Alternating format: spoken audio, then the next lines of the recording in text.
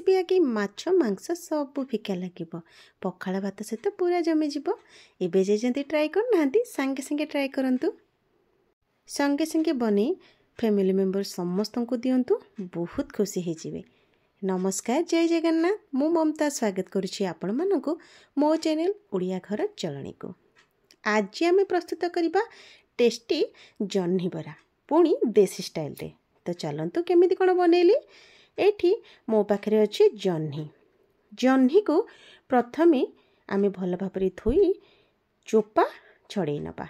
देखंतु एई बळी भाबरे एबे चुन चुन करी काटी नबा जह्नी को।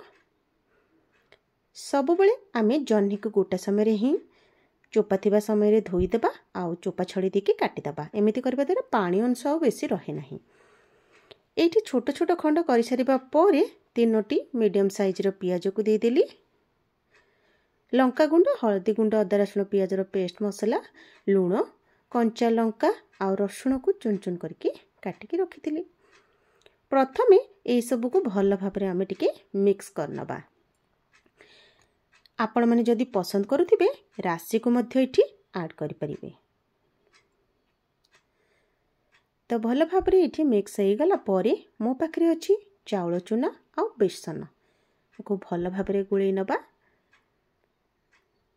हाथ साहाय्य ही भल भाबरे चकटी चकटी आमे करिबा जो द्वारा कि हमर पिठो भाजटा पूरा एठी भल भाबरे पूरा हमर हबो। तो एठी किछि पानी आमे देबा नाही कहीं ना जह्नीरु तो पानी अंश बाहरी थाए। तो एठी देखंतु मु भल भाबरे गोळै नेछि।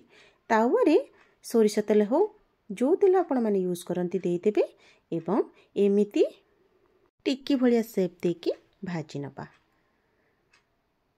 आको भाजिया समय रे आमर एठी गैस रो फ्लेम रहिबो लो टू मीडियम जो द्वारा कि आमर भल भाबरे माने भितरु मध्य क्रिस्पी हे परिबो जो द्वारा कि जेते बेले आम याको खाइबा पूरा कुड़मुड़िया लागिबो आउ समस्त को बहुत ही भल लागिबो। तो आउ टिके तेल देकी उभय पट को भल भाबरे आमे सेकी नबा। एठी देखंतु एते सहज उपाय मोर एठी जह्नी बरा प्रस्तुत हो गला।